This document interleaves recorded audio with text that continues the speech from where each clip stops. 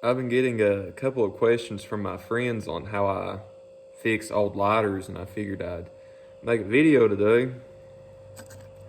Today we're working on just a regular old brush chrome Zippo. This one is from 1963. You can barely see the three dots, two on this side and one on the other. Now there's literal tons of dating guides for Zippos on the internet, so I'm not going to go that in depth with that. Pretty much any Zippo from I think the late 40s up can be like specifically dated to a year at least. This one, it still has the original insert, as you can see by the hollow rivet on the Flint wheel there. These inserts were seen from around 1959 to about 1964. A few early 65s got them. Now, I guess the first step with any lighter repair is see what it needs. This one is in decent shape. I'll pull the insert out here. Still has the original felt padding there. A lot of people say this isn't the right way to do this, and I'm not saying it is, but this is how I do it. Instead of digging for a screwdriver and all that, I just use a penny on the screw that holds the flint against the striker.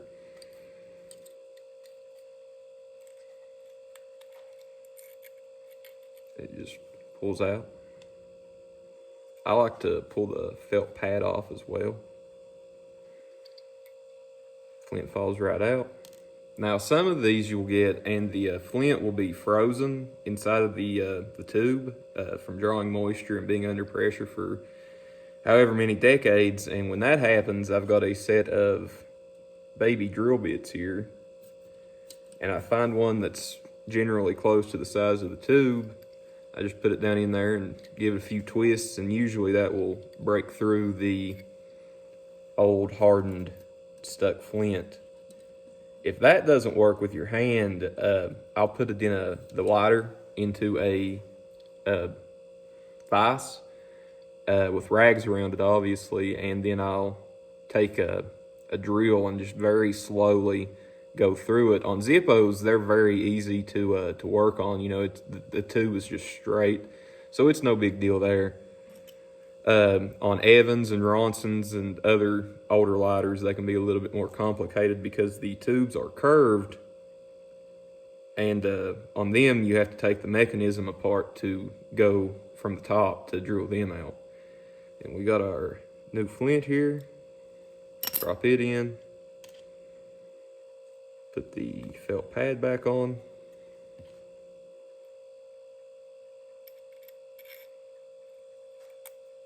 Just press the spring down and tighten the bad boy. Now I don't go super stupid tight on these, just enough that it has tension. A lot of people, they will replace the original felt in these and the packing. I don't, unless it absolutely needs it. And a lot of people go ahead and replace the wicks as well, but I don't really see the need of it. These old wicks, a lot of them genuinely are better than new ones. A lot of them are actually asbestos. I don't know when they stopped using them, but like this Dunhill that I use has an asbestos wick in it, and asbestos doesn't burn. I mean, they practically never go bad. So unless you have one that somebody's just absolutely destroyed, 9 times out of 10, in my opinion, they aren't worth changing. Now the packing, I can understand the packing. If it's like dried out and crumbling and stuff, I would change it. On this one, it's actually in decent shape. So there's all kinds of arguments on the proper way to feel a Zippo. I'll show you how I do it. Get the child-proof bottle open. I just lift the felt pad and And I feel until I see some fluid drop out of the wick of the lighter. Is that overfeeling it? Maybe. But it works.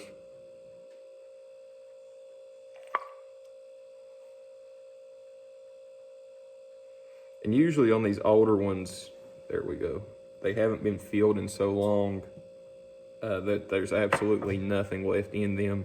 And so they'll take more than what you really expect them to take. And I merely put it back into the case.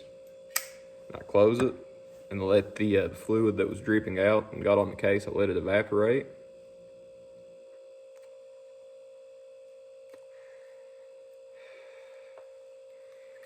And it should. And when you fill them like that, they can overfill a little bit and get on the Flint. So what I'll do is I'll take another lighter and catch the excess fluid on fire to let it dry a little bit.